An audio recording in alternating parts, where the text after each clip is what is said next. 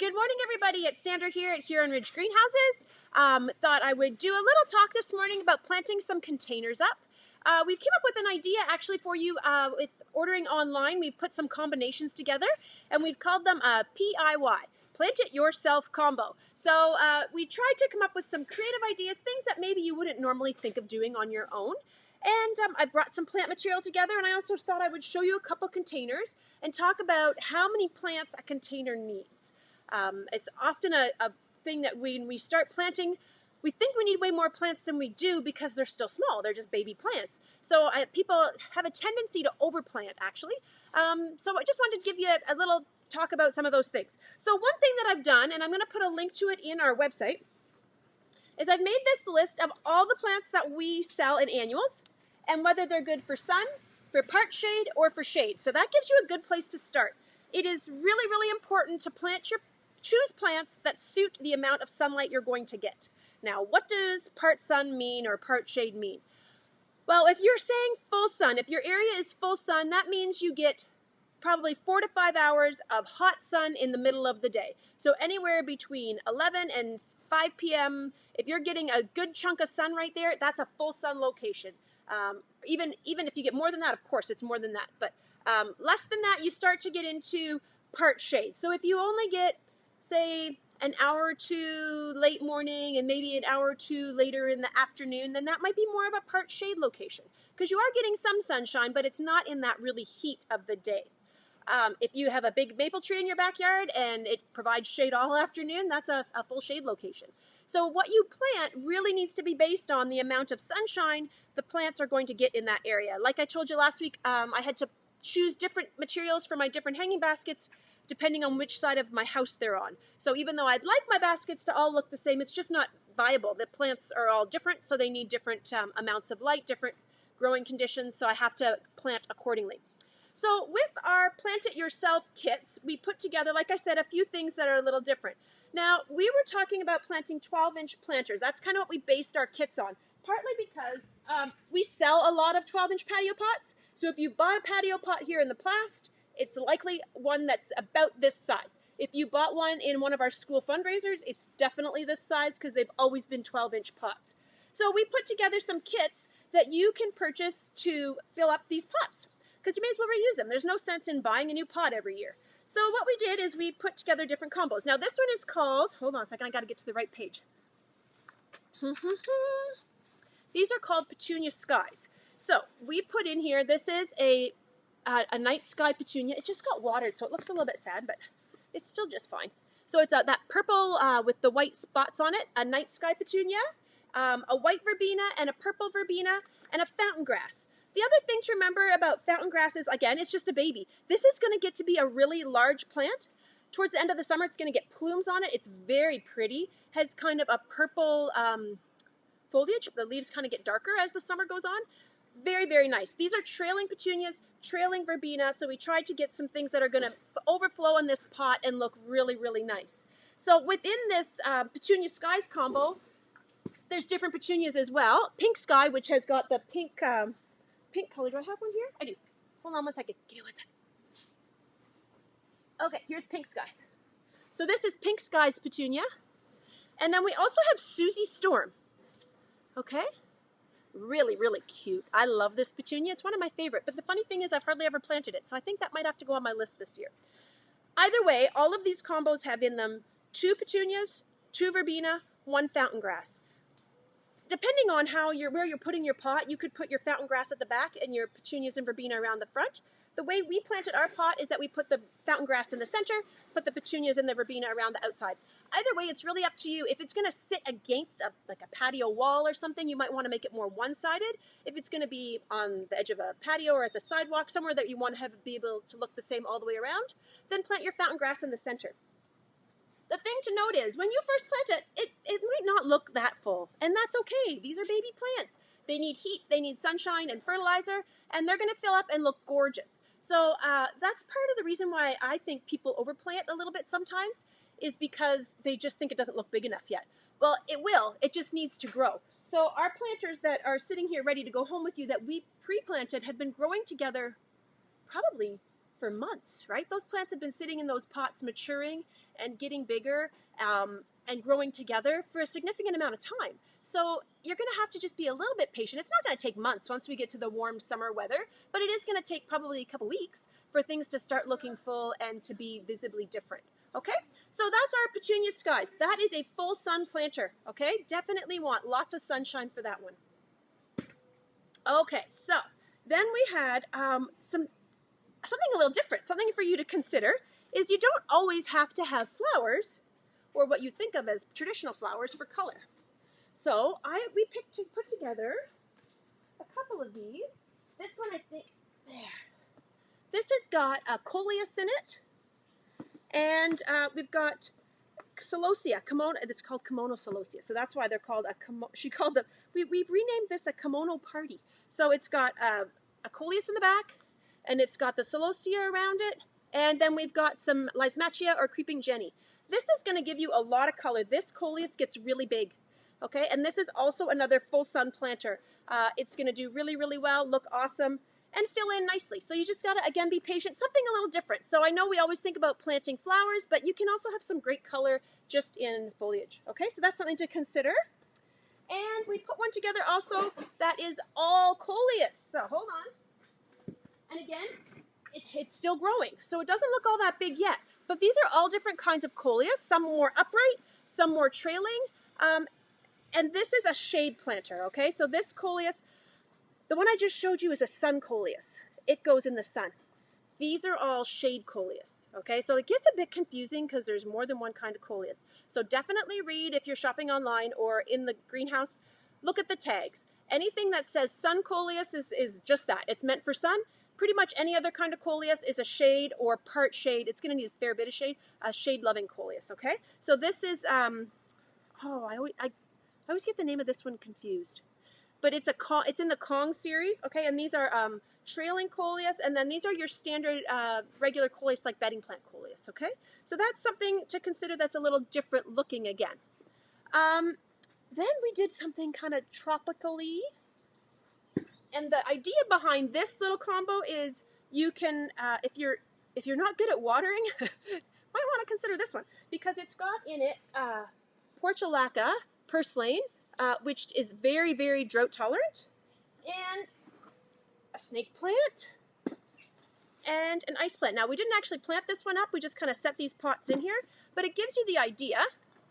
This is an 11-inch planter, so it's a 12-inch size. These are available for sale on our website in different sizes and colors as well. Okay, but the nice part about this one is, like I said, if you don't water this for a significant amount of time, it'll be just fine. That's another important part about putting together combinations of plants. They need to have the same kind of water needs.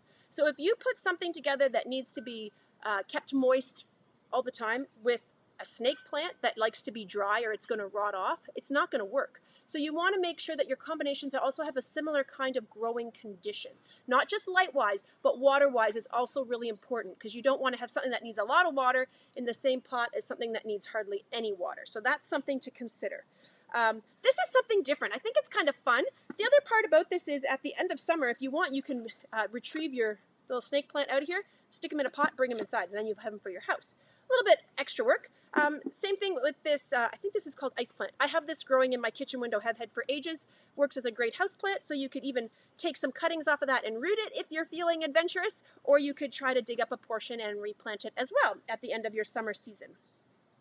The other thing I'm going to mention about these pots, if you do order one online, they come with the holes filled in. They're meant to be an indoor or outdoor planter, so they come with the holes filled in, but it's really easy just to, I just put like a pointy object, a screwdriver or something, and just tap the top of it, and the hole pops out. No big deal at all. Okay?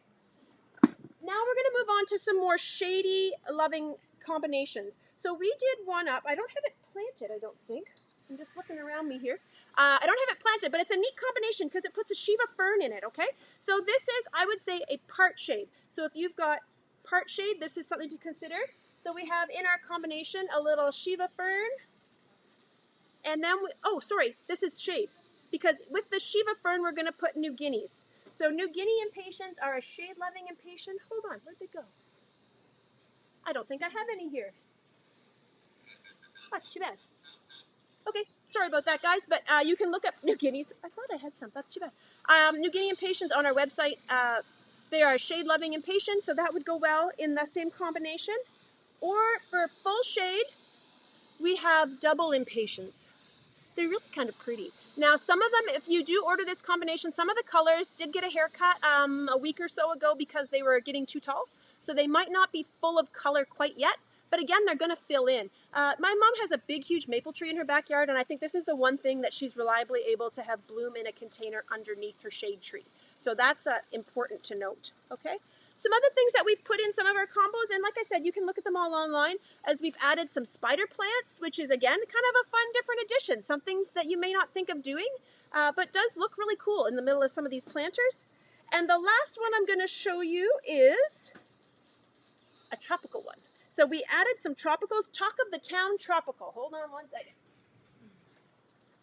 And again, this I think when it fills in is just going to be magnificent. So it's got a couple of small 4-inch crotons in the back. It's got some of these Iconia begonias that I've told you about that love the sun.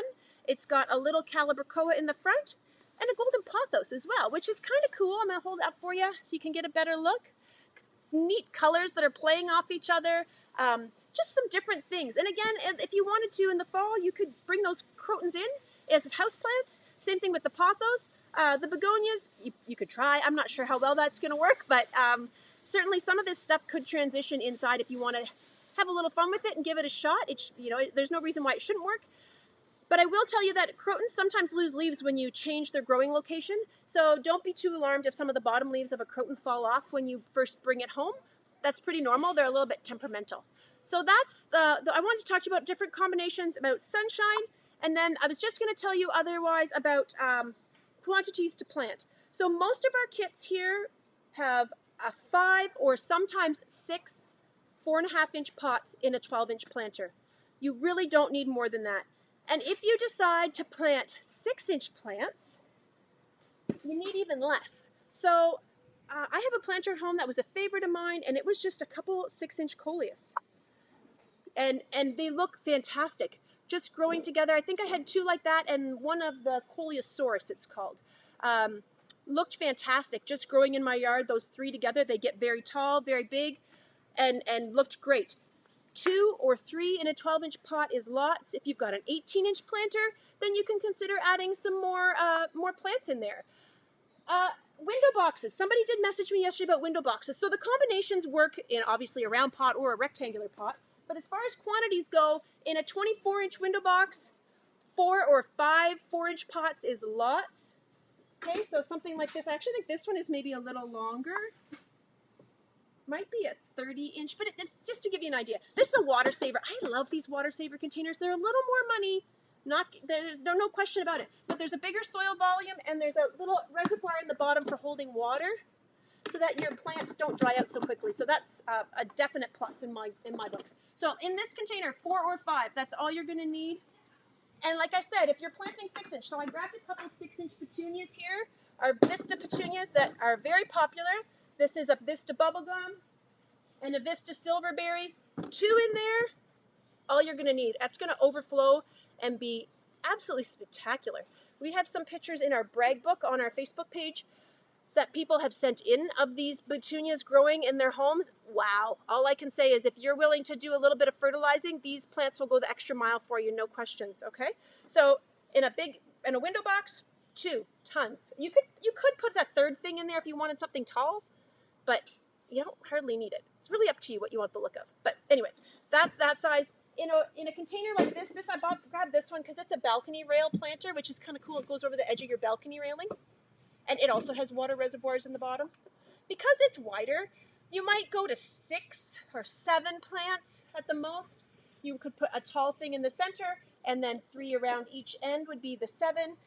Again, it depends on what you're planting. You could plant 1 bubblegum petunia at each end and put something tall in the center. Still going to be lots of plants in there. So I definitely encourage you, when you go to consider planting your own containers or your own flower beds, to first off think about how much light things are going to need. When you're looking at putting plants together in a planting, look at how much water they're going to need so that your plants are similar in their growing requirements. And then remember that your plants are going to grow, so they don't have to be huge and full to start with, okay? I'll just take you real quick to our website before I sign off to show you. Hold on a second here, I just got to switch my screen. Okay, so there you can see our website. And underneath the basics and containers is where you're going to find these combinations. And as I told you, we're calling them PIY, plant it yourself. And there's all the different combos that we talked about this morning. Pretty much, I think they're all there. There might even be a couple extras. And when you click on one, like the Petunia Skies, you'll see here that your options for color change. So if you click the color here, then you can see what your options are. The other thing to remember is you can pick any petunias to do this with. So these are the petunias that we picked in the DIY or PIY combos, but if you decide you like a different petunia, by all means, just pick the same number of quantities out of our stock. These are all 4.5 inch, which is important to note because the ones that come in packs are not the same kind of petunia, and they just don't grow the same way or have the same habits. So that's all I have for you today. Thank you so much for tuning in. I hope you have a great day. The sun was out this morning on my way to work, so any day that starts with sunshine is a good day in my book. And I will talk to you again soon. Thanks. Bye.